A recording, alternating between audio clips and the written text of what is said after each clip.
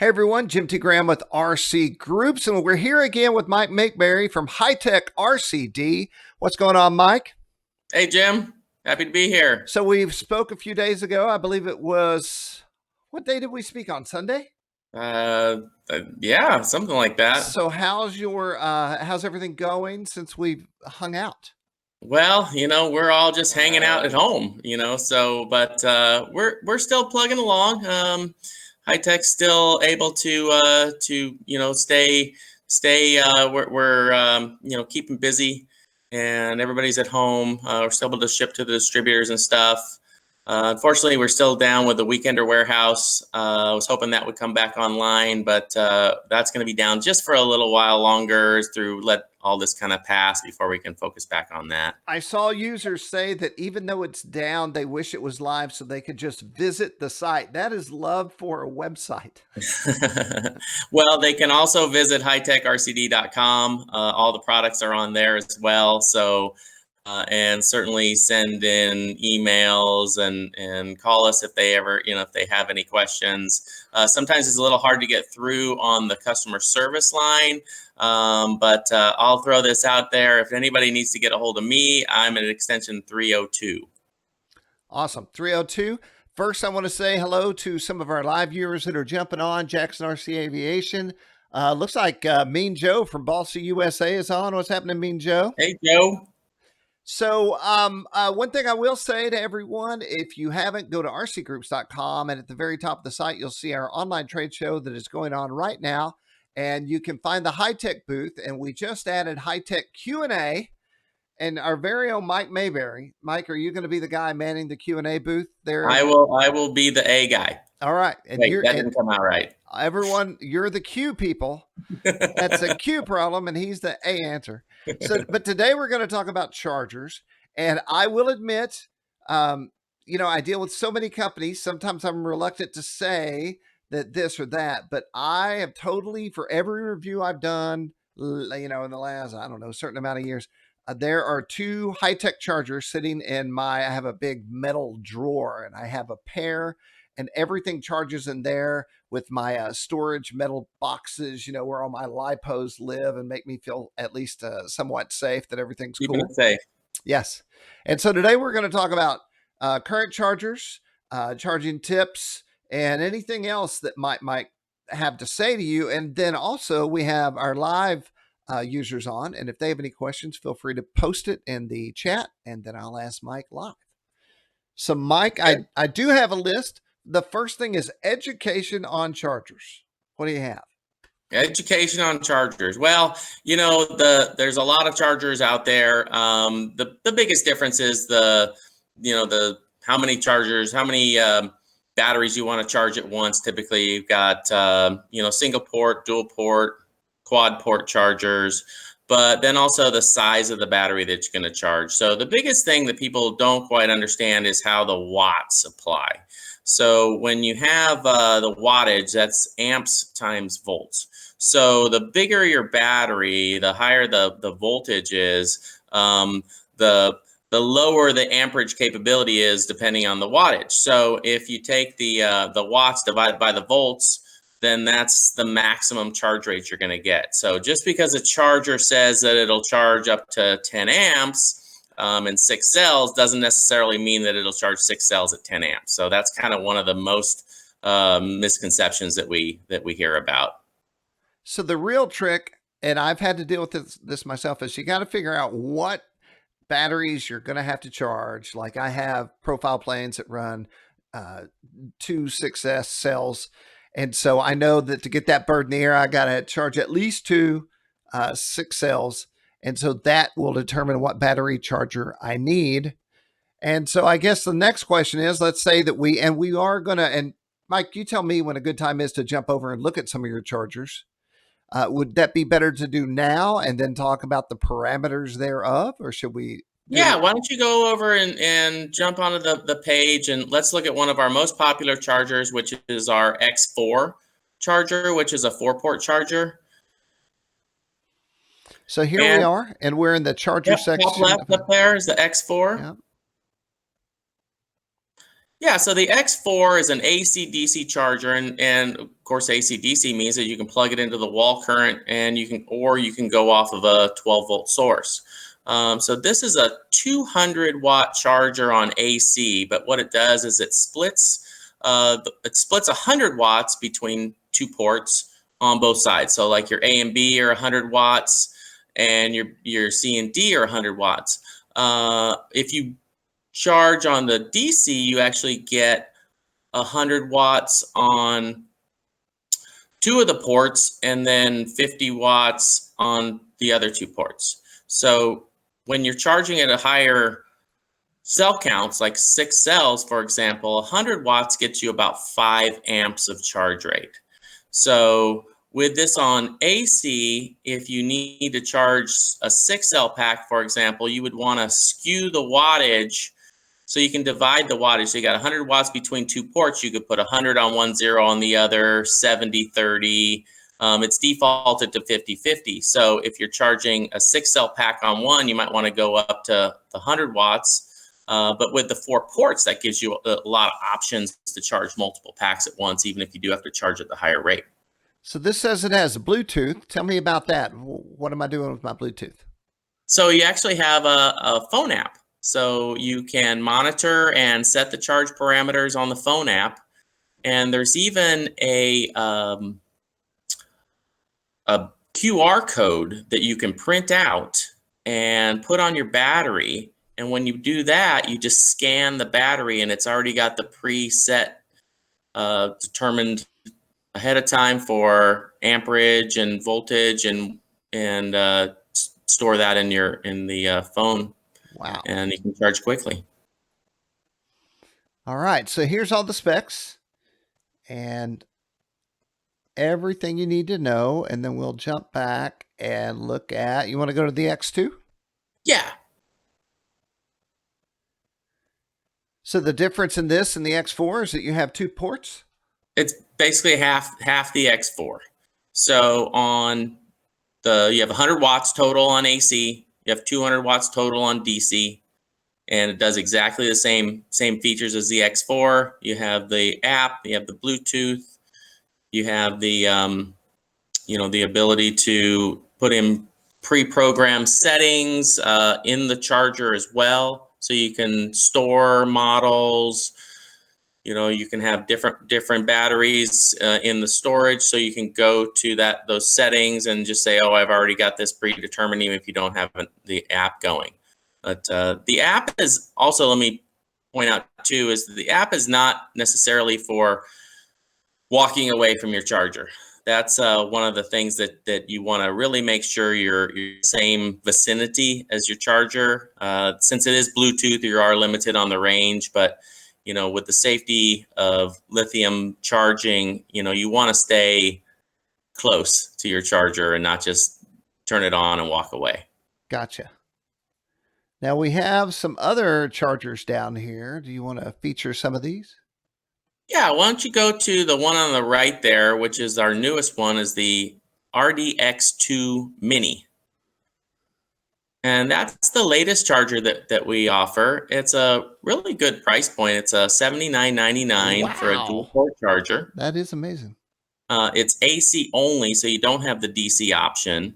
It has a XT60 connector that's built into it. So XT60s are very popular. The XH style balance lead those are the 2 most popular connections. So most batteries have those connections. So you don't need any leads for this. You don't need an external balance board. You don't need you just plug the battery directly into the charger. Man, I cannot tell you how many times I'm trying to find the right balance board for the right battery. That's awesome. Yeah, well, most of the balance boards now are the XH style. And a little tip is that on our chargers, the XH style is really what's on the charger itself. So when you plug a balance board in, if you have XH batteries, you can plug them directly into the charger. You just have to make sure you line up the negative lead. That's the critical part. With the balance board, you have the kind of the keyed board so that you can't mess things up. Same thing with the RDX2 is that they're keyed so that when you plug it in, that you can't plug them in backwards. On our standard chargers, if you tried, you could plug it in backwards. So just pay attention to that. But if you're running a situation where you need to plug it in and you don't have the balance adapter itself, then you can plug it in directly. We also include T-style / Dean's connector adapter with this charger. So if you do have the T-style plug, there's connectors that come with it. Gotcha. Very nice video review, so you can go check it out there as well. Yeah. This is a fairly new charger. It's been out only about a month or so. It's kind of off the RDX line. We have an RDX1. If you go back, you can look at some of the other RDX. So there's the RDX1 and the RDX1 Pro. The difference being the wattage. The RDX standard has 60 watts of power, and the RDX Pro has 100 watts of power. And what's the pricing on this Pro? The Pro's, I think, about $65. And that is AC/DC. I make that noise because it's so close to 79 that you almost have to go with the newer one, I think. You can't split the wattage on the Mini, so you still are limited on the 50 watts on each side on that. So, but it's more geared towards the smaller batteries, the 3 cells and stuff like that. 3 cell, 4 cell. I mean, even your quad racer guys using 4 cells. That's gonna at 50 watts, you're gonna have plenty of charge rate to charge those batteries. Gotcha. So all of this can be found at Hi-Tech on the site, and you can go in and check them out. And so do you want to jump over and do a little more discussion, pro tips? Yeah, let's talk about a little bit of the kind of the charging things and how you know what to charge at. People always ask me that, like, I've got a battery and how do I know what to charge at? The most common charge rate is 1C. And people are like, well, what does that mean? Well, it means it's one times the capacity. And I do that, but I always feel like I'm not cool because everyone appears to not be charging at 1C that I know. They always charge like at 2C. So tell me the reality. So 1C is the standard charge rate. So it takes about an hour to charge. So again, it's 1 times the capacity, meaning that if you have a 5,000 milliamp battery, then that's 5 amps. So 2C would be double that. So you could be limited in your ability to charge at 2C with the wattage of the charger, the maximum charge rate that the charger goes to. But most of the batteries nowadays that are, say, 30C discharge capable and above, which almost all of them are now, 2C is not a problem. And that means you're going to charge it in about twice the time. Typically, you're going to degrade the battery over its life. Some people don't care about that. Some people do. There's also the fact of, do you charge? Some people want to undercharge the batteries to make them live longer. I know that, on my Tesla, when I charge and it to full capacity, the second time I do it, it says, this is going to, degrade the life of your battery. Are you sure you want to do it? So, I normally don't people that they need to undercharge batteries to make them live longer, but some people do. And in that case, you would have to use something like the voltage cutoff, capacity cutoff, or maybe even the timer to undercharge the batteries. But I always say, hey, you got a battery, fully charge it. Just make sure you don't over discharge it. I think that's probably what will damage them the most. And then the next question is, how many batteries can I charge at once? I've always assumed that depends on the charger. Depends on the charger. There's also parallel charging. We don't offer any parallel charging accessories. That's something I know people do. As long as you charge the same type of battery, the same capacity battery, and the same discharge state, then it's probably okay. I know some of the smaller batteries people do that with, because what you're essentially doing is just adding the capacity and keeping the same voltage. But I normally just would recommend charging one battery at a time. If you have a single port charger, just charge one battery at a time. 2 ports, you can do 2, 4, of course. So I wouldn't really recommend doing parallel charging, but that's another option that is out there. But I would recommend you do your research on how that all works before you attempted it. So you're making me feel good about my battery charging choices. So the next question is charging lithium charging NiCad. Now, when I started, there were no lithium batteries. Right. And I always have a fear that I am going to get it on the wrong setting and, pop a battery or do something bad. Let me ask you that. What if I accidentally charge a LiPo battery on a NiCad setting? What would happen? You could have a fire. Yeah. Okay. Yeah, so that's definitely something to be aware of. That's why you don't want to walk away from your charger. You want to be in the same room with it. You want to be around, but with the lithium batteries in the lithium settings, you can't set the wrong setting typically. So it's going to give you an error message. Right. It's going to say, no, you have the wrong cells selected. But if you put a lithium battery on a nickel metal or a NiCad mode, it can accept it. So that is something to be aware of, and make sure that you select the proper cell type when you're charging. So SDU fan says my AC/DC 4X is the best charger I've ever had. It won't fail. Thanks, Hi-Tech. That's glad to hear. So that's like Jim was telling me, that's the charger that you have, and so that's a good charger. Been out for a long time. We did replace it with the new X4, which the big advantage to that is the extra features with the Bluetooth and the ability to spread the wattage out if you needed to charge a little faster, where the older version's limited to 50 watts. But no, I still have my X4. I use it all the time. It's really my go-to charger.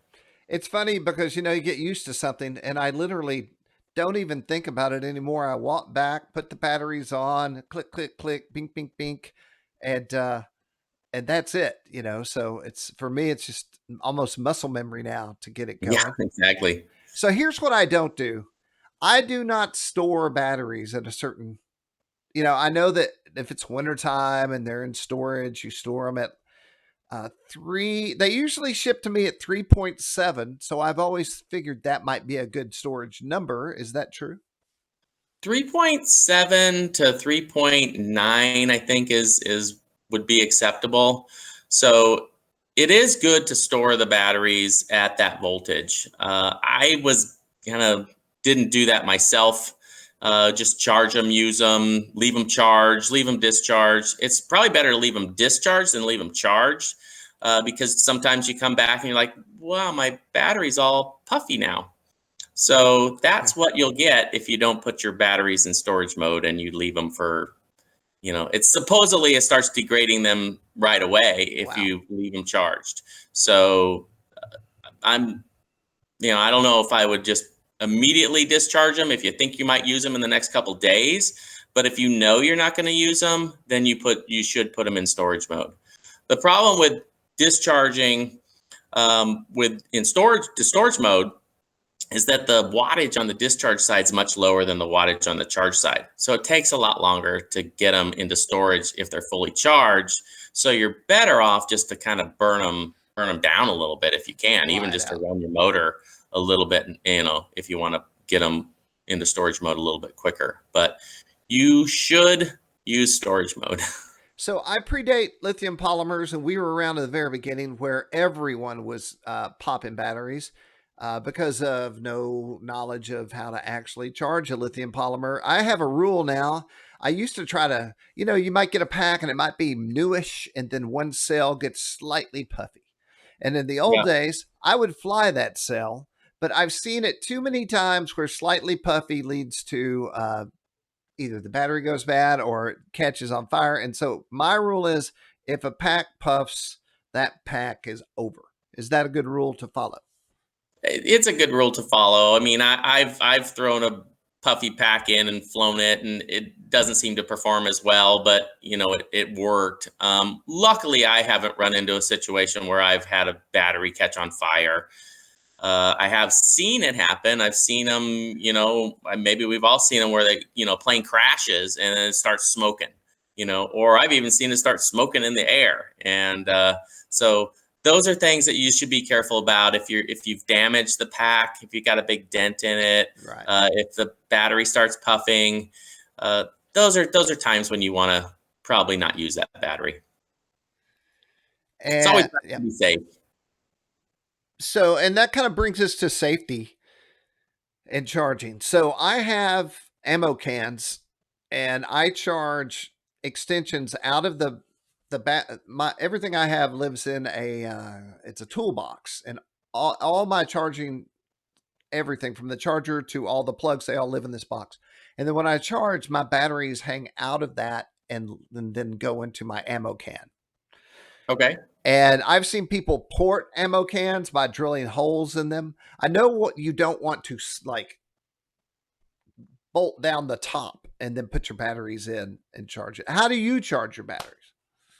Well, I honestly, I normally don't use the bags and stuff like that unless it's kind of required, just because I've been, I guess, lucky that I haven't had any issues at all.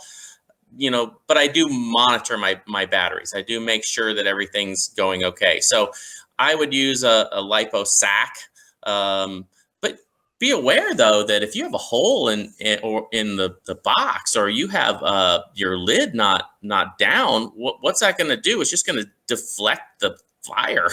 Right. So still the fire then may even be funneled out of this little channel that you've got open, and it becomes a blowtorch. So if you're going to be safe, then it needs to be completely isolated in a bag or in a closed box or something like that, So those are things to be aware of. It can be dangerous, and that's and unfortunately, there's situations that mostly hopefully heard of versus seen or have it happen to you, where the packs can catch on fire, and it's a pretty intense fire if you've seen the videos. Yeah, you're not going to put that out. It's going to burn out. No, you don't put them out. Well, I think there's a special chemical, fire extinguisher or something like that, but I don't have the experience to know exactly how that all works, but hopefully you won't get in that situation. But using a LiPo sacks would probably be what I would recommend versus having a box. I think a box is better to have as storage, right? And versus to charge in if you're going to have the box open at all, because the whole key about that would be to have it sealed. If it does catch on fire, it's not going to be blowing the fire out a small channel. And that's the other thing, is I do store all my LiPos and ammo cans, and that's just how it is. Especially, let's say I'm leaving for vacation. I know they're inert and they're not doing anything, but I feel better knowing that they're sealed up and, by themselves. Yeah, maybe next time just put them in storage mode when you throw them in that can. Yeah. Well, we've gone over all the topics. We've looked at the chargers themselves. And so what's going to happen now for everyone in the live feed, this will go into a new feature. And in that feature, I'll link to the chargers that we looked at. And is there anything else, Mike, that we should include moving forward in the online trade show or anything else? Well, we've got some other stuff that we want to talk about later down the road here. I mean, obviously, we got the show going for a few more days, so we've got some more exciting stuff to come, and some announcements as well. So looking forward to doing here in the future. As far as the chargers go, I'm happy to answer any questions anybody has in the thread. We offer good customer support. Anytime anybody has a question, needs to talk to us, has any concerns, just give us a call, email us. We're always here to help. There's a lot of different chargers out there. So if you don't know which one's going to be best for you, certainly give us a buzz and we'll let you know what we feel would be best. That X4 charger, I think, is one of our most popular, as well as the X2 Black Edition. But that new little RDX2 Mini for $80 is a really nice one if you're looking for maybe even something to travel with, nice and light. So we got a charger for every application.